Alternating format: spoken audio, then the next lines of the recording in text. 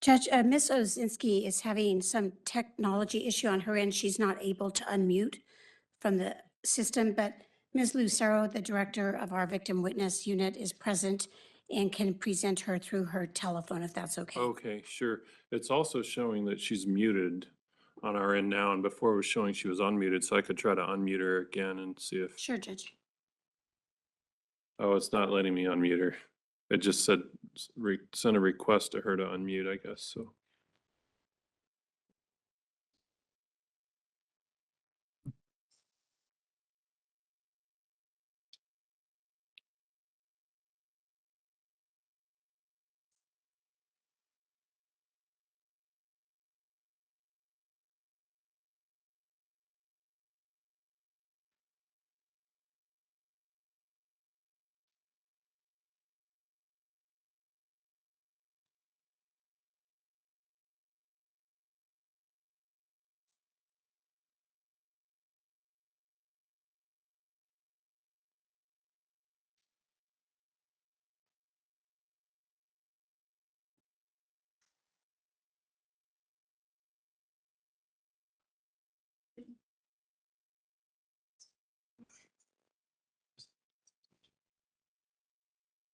Judge, Ms. Lucero is just going to use her phone to communicate with Ms. Osinski. Okay, Speakerphone. thank you. Crystal, go ahead. You just said introduce myself. Yep. This is Crystal Osinski. This is Martin's mother.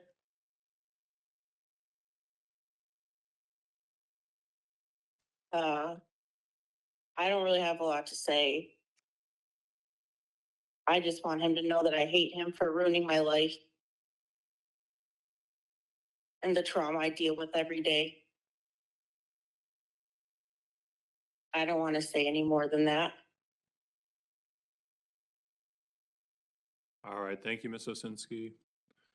The next person, Ms. Mayor.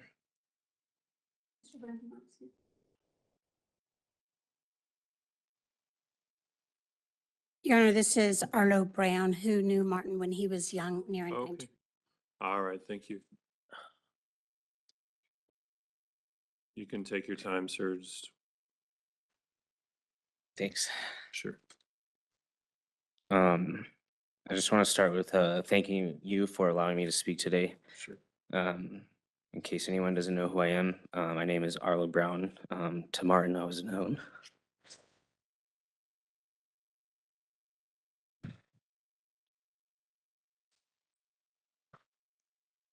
I was known as Momo. I stand before you not only as a grieving family member, but as someone whose life has been forever changed by the loss of Martin. It's embarrassing.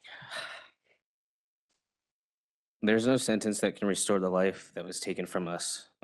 No words that can describe the pain of knowing that a child who should have been protected, loved, and guided was instead taken in a way so cruel, so deliberate, and so unforgivable. Martin had his whole life ahead of him, dreams he never got the chance to chase, milestones he will never reach, and memories I will never get to create with him. Before Martin passed, life was so full. I only knew him for a couple of years, but those years changed my life forever.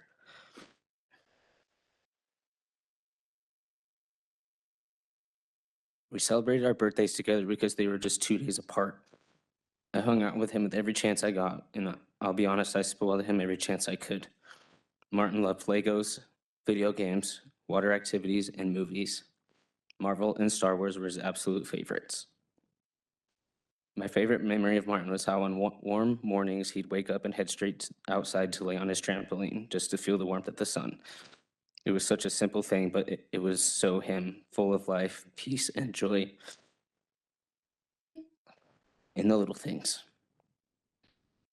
His absence is not just felt, it echoes. Every holiday, every birthday, every moment, every quiet moment where he should be sitting at the table or walking through the door, the silence is overwhelming. Since Martin passed, birthdays, Marvel movies, video games, anything that reminds me of him just aren't the same. They all carry a shadow now. He would have been 16 this year.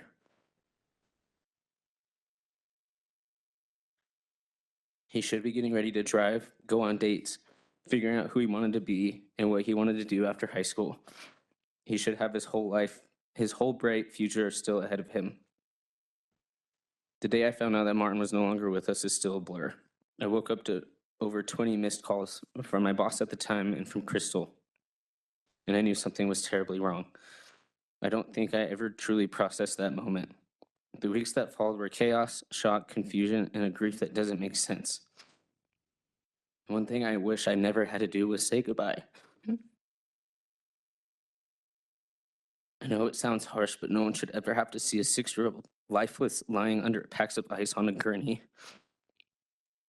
I remember taking almost 30 minutes before I could even bring myself to go up to him. I could still see the stitching on his chest and the marks on his head and a handprint around his throat. That image will live rent-free in my head for the rest of my life. I sometimes blame myself for what happened, part of why I went through so many years of therapy. I was supposed to take Martin the night that he died. I wasn't supposed to work, but I ended up doing so. The blame weighs heavy on me all the time, wondering if things might be different. But I also have to remind myself that you can't stop monsters from being who they truly are. No matter how many times I replay that night in my mind, the truth is that the evil took Martin was far beyond my control. I spent many years in therapy trying to process the pain and trauma of that day, but how do you truly heal from such a loss? I was so angry, so sad, and so confused, and even now there are moments where it still doesn't feel real. What makes this even harder to accept is that his life was taken by someone who was supposed to care for him, protect him, and be a part of his family. The betrayal of that trust magnifies the grief I carry. It wasn't just violence, it was a violation of everything a parent is meant to stand for. Since Martin's death, I've endured countless sleepless nights and waves of trauma that time hasn't healed. The people who love Martin now live with a wound who never truly closes. We are serving a life sentence of grief, one that began the day his life was taken. Today, I have a family of my own, my wife and stepson. They have given me the light on the darkest days and a reason to keep moving forward. But even in the joy of life that we've built, there's not a day that goes by that I don't think of Martin. I often find myself looking at my stepson, wondering what Martin would have been like at his age, what games he would be playing, what jokes he would have told, and what kind of young man he would become. My love for my family now was shaped by the loss of Martin. It has taught me to protect, to cherish, and to never take a single moment for granted. His memory lives through the way I love and care for the people in my life today. Today, I ask you to deliver a sentence that reflects the gravity of life that was stolen and the profound harm that has been done. A sentence that acknowledges the innocence of a child, the depth of our loss, and the devastating impact on everyone who loved Martin. Justice cannot bring him back, but it can honor his life, and it can protect future children from suffering at the hands of someone so capable of such deliberate violence. I loved Martin. I still love him, and I will carry his loss for me for the rest of my life. Thank you for allowing me to speak on his behalf and for considering the impact this crime has had on me, my family, and everyone who loved him. All right, thank you, sir. Ms. Mayor? Thank you. Ms. Jennifer Lucero from our office will read 2 statements, Judge. Okay, thank you.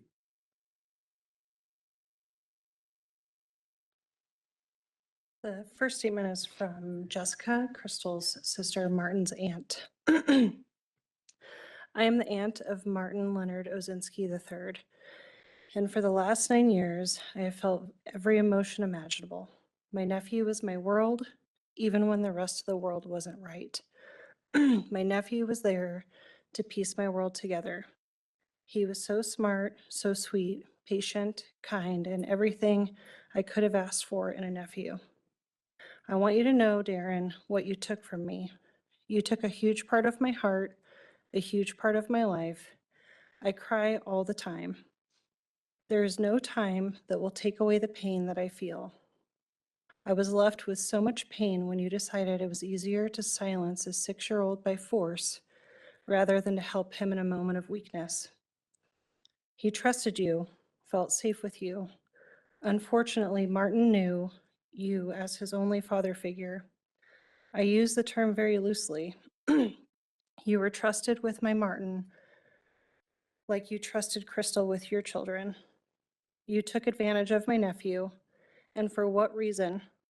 What did that little boy do to have you take his life? You would have done the same thing. Would you have done the same thing to your children if they had an accident in their clothes? You have caused my sister and my family anger, sadness, pain, and PTSD. My sister had to be placed in a hospital because she tried to join her child in heaven. When I see pictures, I cry. I think of the memories and I cry. I see the things he enjoyed and I cry. Watching my own babies grow up, when they see pictures of Martin, they ask questions. How do I explain what you did to him? He would have been the best big cousin to them. You took that opportunity from me, from them. It's not fair that they have to grow up without him. I hope you had time over these last 9 years to think about what you did. I hope it haunts you what you did. I hope you have nightmares about the life you took from us. I don't forgive you, even though the Bible says that I should. Maybe one day, but today is not that day. You ran because you knew you were guilty, so don't bother asking forgiveness from anyone. You don't deserve it. You are a monster, a thief, a heartless person. The second statement is from Danny, Crystal's brother, Martin's uncle. I just wanted to write these words as we've waited years to say them. I was fortunate enough to travel and spend time with my sister and my nephew Martin in the short time Martin was with us. My niece and nephew were born just shy of 4 months apart. I'm fortunate enough to have the opportunity to spend time with her, watch her grow up, and take her on trips, just recently teaching her how to drive. These are all things we should be sharing with Martin. I would drive out to the desert to hike, off-road, and snowboard. I couldn't wait to take him with me as he got older. But now I never will have that chance. I often look back at pictures and miss our random video chats, the pictures my sister would send to me. I wish I would have saved more screenshots and saved every single video or picture. Now I don't get those pictures anymore. I only get to see the memories come across my timeline and make a call to my sister to catch up and see how she's doing. We don't get any more updates, just reminiscing on the good times that we had with the short amount of years that we had with him. Every milestone in my life, we can only wonder what he would have been like. You never think something like this will happen to your family. Sincerely, Uncle Yeehaw. I loved it when he called me that.